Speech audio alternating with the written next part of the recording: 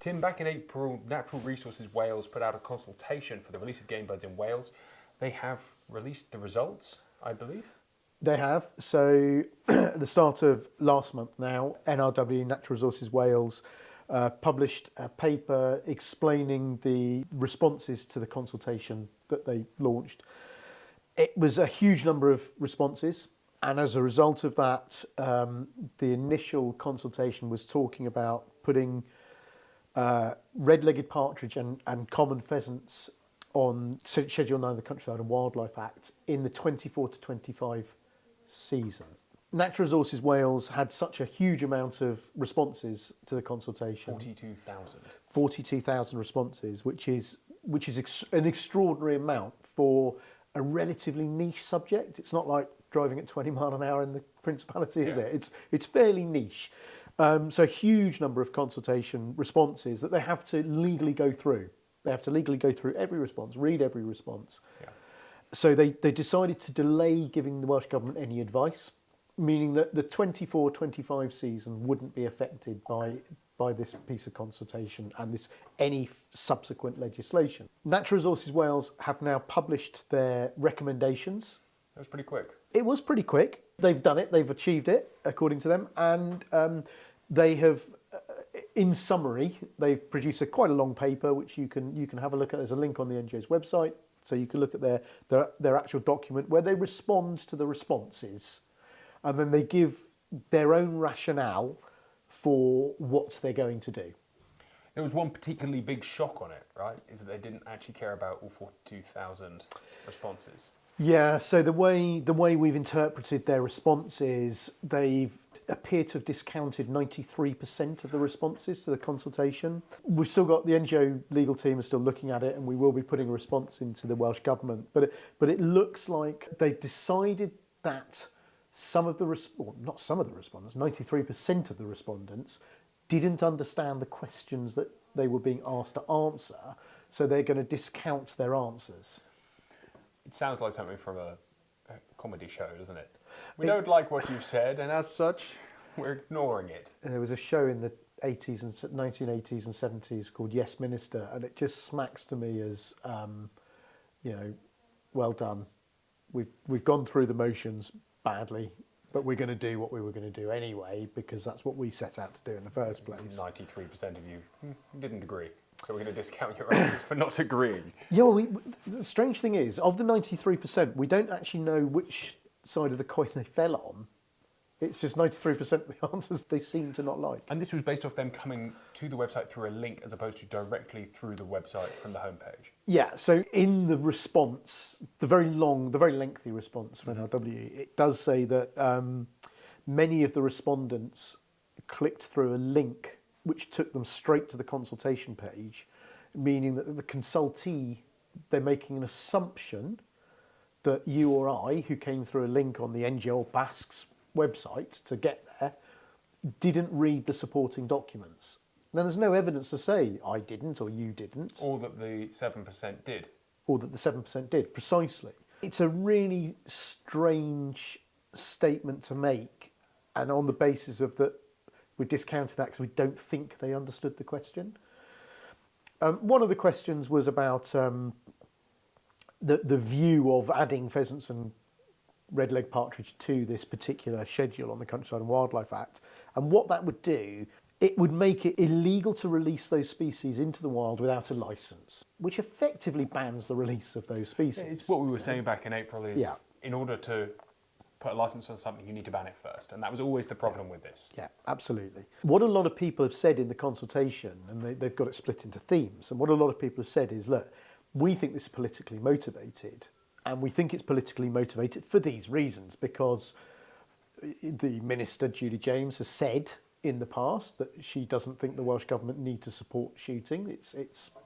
She said that we, as a sector, need to change our habits. We shouldn't be killing animals. So there's clearly not a lot of love there from the government. They made the directive to NRW to look at licensing of game birds. Now, that's politically motivated. There's no other real reason. The evidence isn't supporting it. The conservation benefits of game management activities are vast.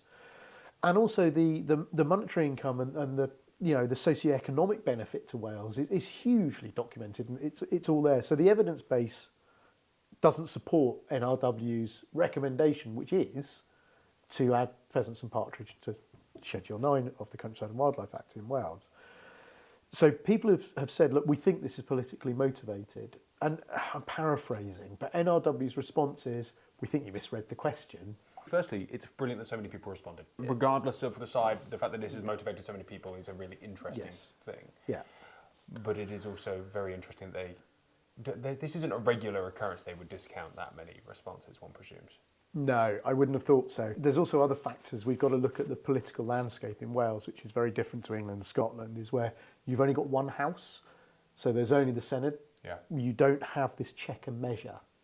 So effectively, the political party in charge has got carte blanche to do what they want if they can get the votes behind it. So I think the only option open to us is through political lobbying, through members and shooters and Welsh people who want to have a proper political system in Wales to lobby and say, look, hang on, you can't just discount 97% of people's views. It is undemocratic. Incredibly undemocratic. I think this is a really important piece where the 44,000 people who responded actually ought to write to Mr Drakeford, who's the SN in charge of Wales, the Prime Minister, and ask the question, and Julie James, the Environment Minister, we need to all write to her individually and ask the question, before you make a decision, can you confirm to me that you're going to take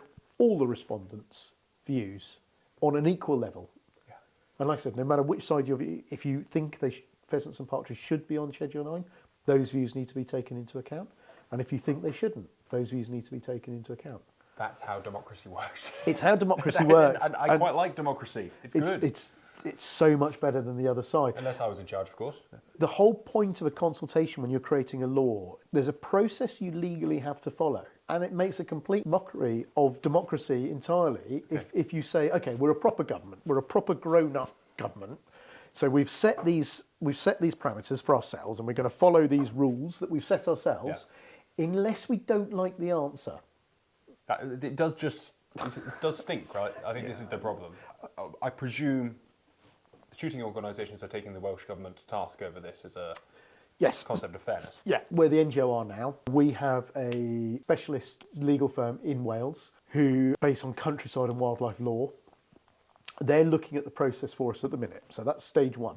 Now, once they've done that, which will be very soon in the next few days, we'll then write to the Minister, outline our views and say, look, this is what we think. This is the process we don't think you followed. Can you give us assurances you're going to before you make a decision? Mm-hmm. So we'll get the ministers, we need to get the ministers to commit that they're going to follow due process. Is it legal for them to just completely ignore the consultation? I honestly don't know the answer to that one, or I don't want to tell you the answer to that one. I would hope not. Till the legal... Yeah. Let's not worry about that. Yeah, let's not worry about that. But I think... Okay.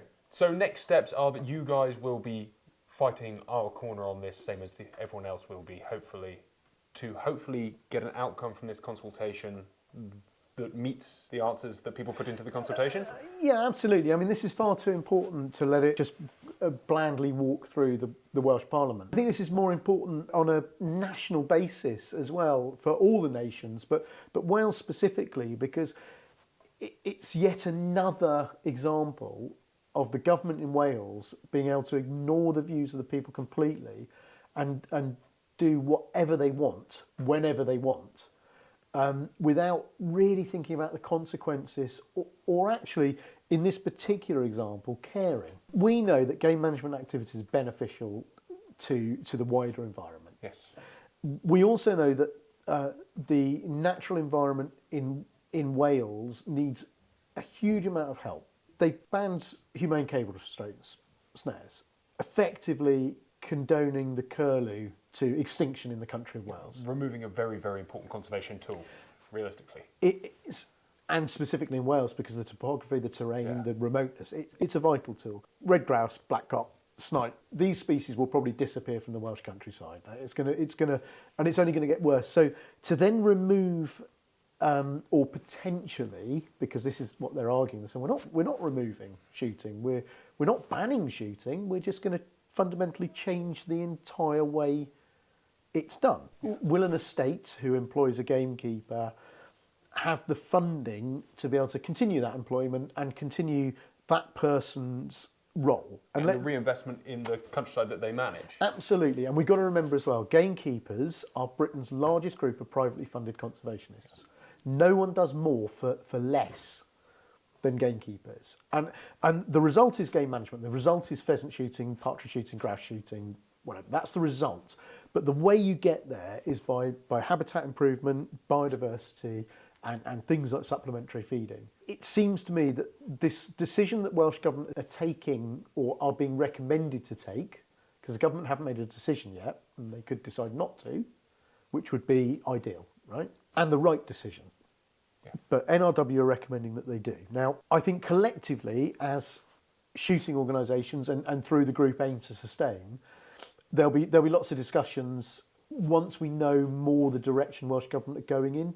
So at the minute, everyone will be taking their own advice, and then the next stage will be we will all meet. You all just fight your own fights because you all represent a slightly different fauna. Absolutely, right? And we have different skill sets. You know, so the NGO, we predominantly will concentrate on the pointy end, the bit that actually does the work. You know, the gamekeeping side of it, the conservation side of it. So trapping, snaring, humane cave restraints.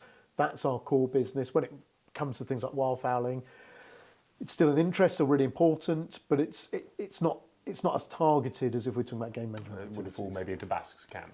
BASC, great one. Young Shots, BASC. Lots of political lobbying, Countryside Alliance, research, Game Wildlife Conservation Trust. They give us the tools to create our arguments, but actually sometimes the researcher finds out dulls our arguments. They're an independent research body. So collectively, working under AIM to Sustain, we share all that information. And you are working together on this NRW issue. So absolutely. And just like the National Gamekeepers Organisation, the Game Farmers Association and BASC are interested, well, we're all working on the GL43 case against Natural England, DEFRA. Mm-hmm. So Basque are leading on it, NGO and GFA are interested parties. So we work together all the time. It's not unusual. And on this case, it's going to be really important that not just the organisations do their bit, but actually the shooters, the gamekeepers, the beaters, the picker-uppers, and people who want to see proper democracy in Wales do their piece as well. Those tens of thousands of people that put the effort into to answer this should now email who? I suggest an email sent to Julie James, the Climate Minister in Wales, who's the minister we'd be leading on this and making the decision, and asking the question of her to take account of all the consultation responses and pay attention to the reasons they made those responses, not to just whitewash it and ignore it.